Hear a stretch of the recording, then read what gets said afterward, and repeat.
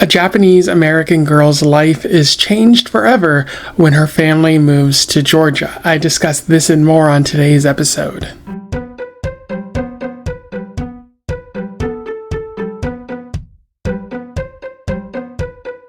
Welcome back to Around the Weird, a booktube channel where I talk about all the unusual and out of the ordinary literature that I've found in my travels.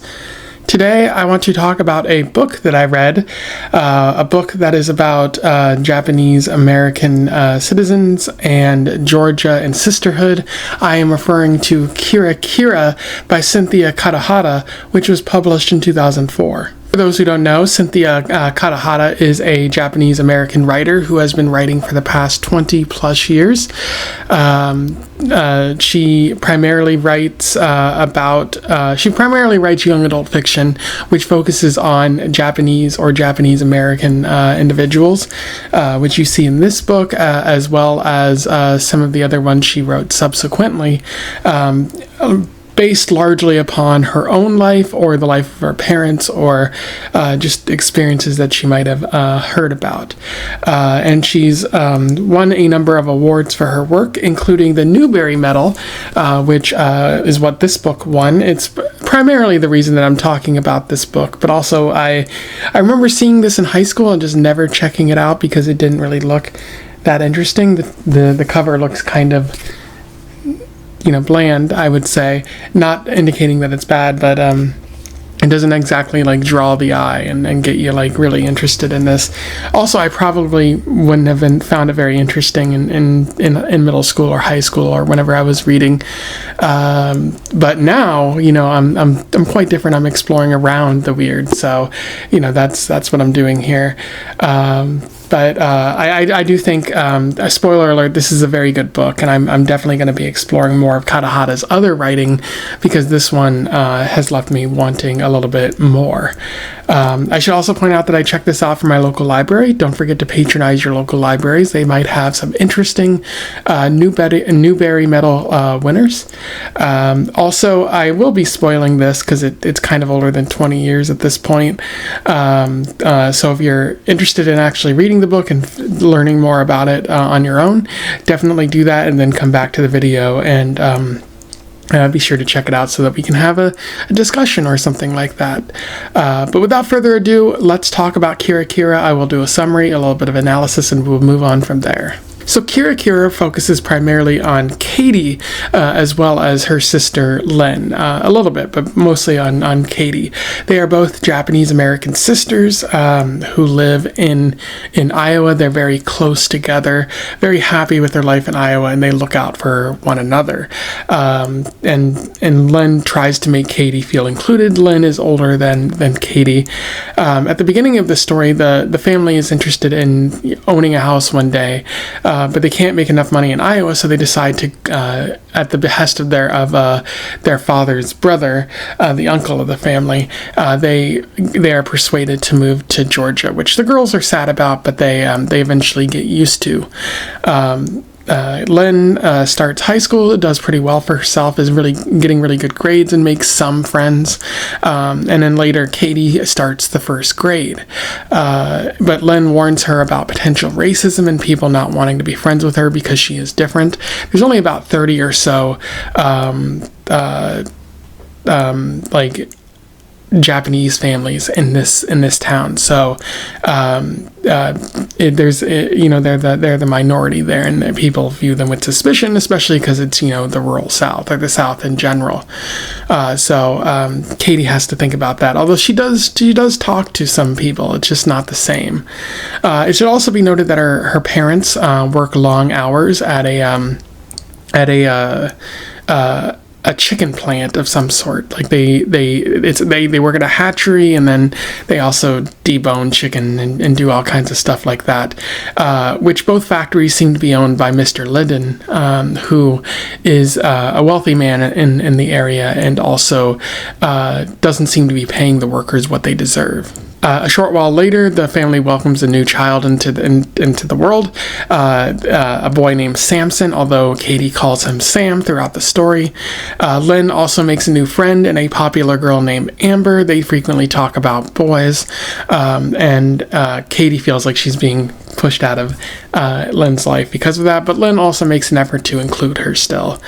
And then at this time, Lynn develops an illness, which is sort of explained as anemia, although we later learn that it's much more serious. Lynn is fatigued, doesn't have a lot of energy for things, and has to stay home from school, and can't really watch Katie, so sometimes Katie has to go to work with her parents. And while she goes to work, she runs into a custodian there named Sylvia, who everyone calls Silly. She's pretty young, and her parents work for the hatchery or the factory as well, and her mother is actually trying to start a union, which Katie's mom is hesitant to join because she's worried that it'll cost them all their jobs to try to join that union.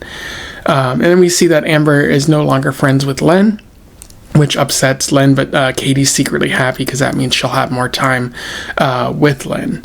And then one day when Lynn is actually feeling good, they all go on a picnic with their brother Sam. It's a really fine day. Unfortunately, Sam wanders off into a nearby field, and which is owned by Mr. Liddon, and Sam steps into a trap, which hurts his leg. They manage to get help from a nearby family who actually also works at the factory, and they take him to the hospital, and Sam's okay, but her parents are upset that Katie kind of let that happen, which isn't really fair to Katie. And during this time, her father explains to Katie that Lynn does have anemia, but she also has lymphoma, which is pretty serious. But they're hoping that because they buy a house at this point, and because things seem to be going well, that this will help Lynn's illness. But they avoid taking her to the hospital for the longest time because they don't really have a lot of money for the medical bills. Unfortunately, as time goes on, Lynn ends up dying, and she dies alone as Katie goes outside at that point, and isn't there when her sister dies, which is very sad. Katie and like on the night that Lynn dies, like Katie and her dad like drive off, and the dad goes to Mr. Linden's field and picks up all the traps that he apparently set and puts them in the car, and then he drives to Mr. Liddon's house and just beats up his car, and then drives off before he can really be seen.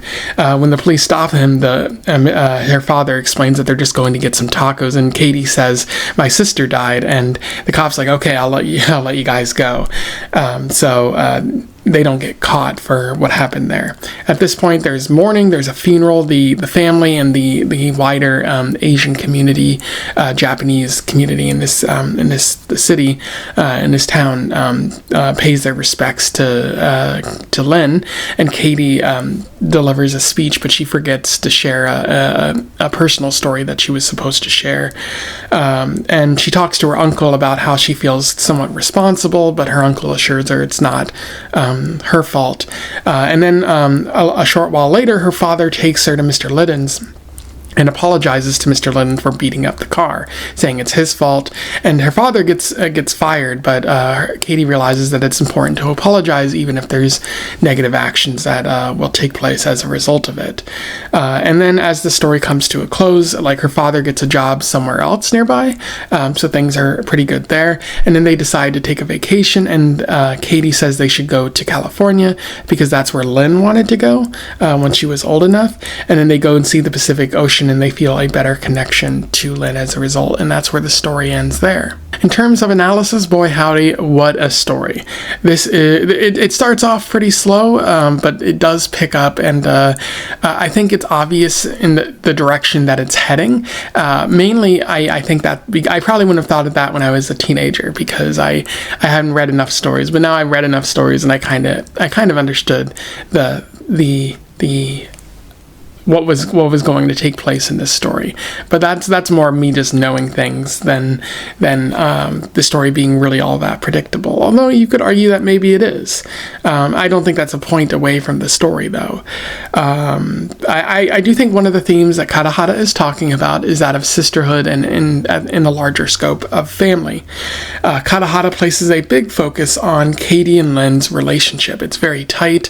There's a story at the beginning where Katie talks about an event that happened to her, and then also shares her sister's perspective from reading her diary, and talks about like getting lost in a cornfield, and then or her sister getting lost in a cornfield, and then like almost getting attacked by her dog but getting saved, and like Katie in turn saving her sister from the same dog later. It shows a strong love and a strong connection, especially when you see both sides of that story. They will do anything for one another, and they stand up for one another, because after Amber and Lynn are no longer friends, she sees Amber kind of being mean, and she confronts her and even like pushes her, and it's like she's willing to stand up for her family there, because Amber is not really that high quality of a character. And then you know there's love for the sisters, but there's love for the family in general. Lynn and Katie are willing to save up to help their parents buy a house, which no children should have to do, but it's because of their love that they're willing to do that. They're willing to give up candy. Like only their brother gets candy, so they can save a little bit of money that they find, or that they're given by their parents. And then the parents are also working hard to provide for their children. They're working long hours, lots and lots and lots of overtime, barely getting any sleep, but still doing work at home in an effort to provide for their children, showing how much they deeply care about them and how much they want to provide for their future. And that's really familiar to me, because my parents worked a lot when I was growing up. So I understand, like, this is what your parents are willing to do for you. They shouldn't have to do that, but sometimes they have to, especially if you're poor, in order to make ends meet, in order to provide for you, and not make sure that you're not in want of anything. But it's interesting to note, even if you do love your family, you also struggle with them from time to time. Like Katie's constantly arguing with her parents, but there's also like Katie and Lynn kind of grow apart as the story happens, because Lynn's getting older. She's making other friends. Her family is important, but not as important as her friends sometimes, or even as boys. So Katie feels neglected, but Lynn still loves her, and there is a coming back when the time is there. There's also the stress of the illness and how that can be particularly hard, because at one point in the story, like Lynn is lying in bed being sick, and she asks for milk, which Katie gives her, but then she dumps it on the floor and is like, actually, I want water. And then she dumps that on the floor and says, actually, I want milk. And they argue, and they even say that they hate each other as a result, which sticks on Katie's mind. Like, even though they love each other, she feels really guilty, and that might have led to her death or something. And her uncle explains later, like, I had a son who died, and when he was sick, I felt really guilty and really upset.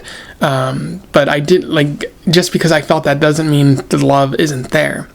And that's the same case for you, Katie, which is great for her uncle to tell her, because that's very important to know that sometimes you will get upset with your family members, especially when times aren't so great.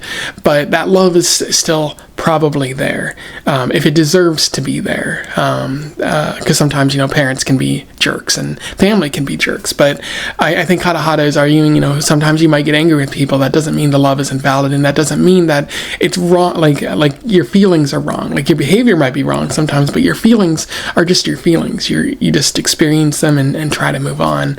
But it felt really touching to see Kadohata's writing there. Kadohata is also talking about the process of othering, because she explores racism and prejudice towards Asians in the rural South. A little bit of Jim Crow happening in this story, especially because when they stop at a motel, they're forced to stay in like the back of the motel, even though Katie points out, we're not black or anything like that. They're like, well, it doesn't matter. You're still Asian, and you can't be in the whites only kind of section. So a little bit of that happening, and Katie's family seems to be ignored by the other families.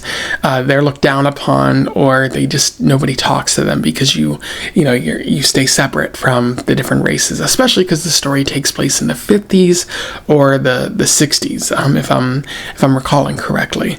However, it should be noted that the families who have a dog in the fight together, like the families who are trying to start the union, are white families, and they're trying to connect with the other Asian families, especially Katie's family. And there's some class solidarity there, understanding that class is above race. Like, class transcends race. It doesn't matter if you're white or if someone's Asian. If you're both lower class, and you're trying to form a union, you're going to be treated pretty much the same. You see, like, those other families not really ignoring them, but treating them as equal and encouraging them to fight the true oppressors. And then there's also, like, low pay, especially for Katie's mom and her father. Her father gets like a half a penny for each hatchling, duckling, or chickenling, whatever you want to call it. Each chick that they sex, that they determine the sex for, they only get like half a penny. That's not a lot, and I imagine that's not a lot even for 50s or 60s money, especially because Mr. Linden has been making so much money that he can afford maid and servants and vast amounts of land. It really highlights how these other families are being excluded and not being allowed to achieve the same amount of success as him. The factory work conditions aren't that much better. The Asian families have to sleep at the hatchery sometimes, which isn't good. And there's also that fear of unionization, not trying to cause a ruckus. Katie's mom doesn't want to join the union, but she feels that she's being sucked into it, and she worries that everyone's going to get fired. So I don't think it's that Katie's mom opposes a union. It's more that joining the union causes more trouble for a racial group that is already kind of dealing with a struggle there. All of this is kind of presented through the eyes of a child, or seen through the eyes of a child, and it should be noted, like, even Katie is smart enough to realize that this isn't fair or just or anything like that. She's being treated unfairly by people who wish to exploit her. And if she's smart enough to realize that, then everybody in America should be smart enough to realize that. Although some people choose to remain ignorant, and other people choose to spread lies, which is something you see a lot in this day and age, but was also probably prevalent in the 60s, 70s, and again, even before that. Kadohata also talks about class here. She portrays the stress of a lower class family. I've kind of already alluded to a lot of that. You see that with the medical bills. They kind of have to take Lynn out of the hospital at a certain point because they can't afford to really have her taken care of that way anymore, and she just kind of dies at home, which is sad. And then, like, the mother, like Katie's mom, also does her hair, has her clothes made. Like, there's a lot of personal, sort of do it yourself, because you can't afford to really do much else there. The parents work overtime even after Lynn dies. Like, they can't afford to grieve. They have to keep working, which Katie understands. There's a close ethnic circle. Again, if you don't have a lot of resources or anything like that, you might rely on your extended family, or even others who are pretty similar to you to provide help or assistance in a time of need. It should also be noted there's some class solidarity as prevalent with the union, but also how the Asian individuals in the community view Mr. Linden. They see him as having inherited his wealth, not having worked for anything at all, whereas the Asians are kind of having to work overtime and struggle and persist, getting even modest gains when they clearly deserve much more. It's very prevalent in our society. It's not to say that people who inherit things didn't necessarily work for what they got, but in most cases they did not work for what they got.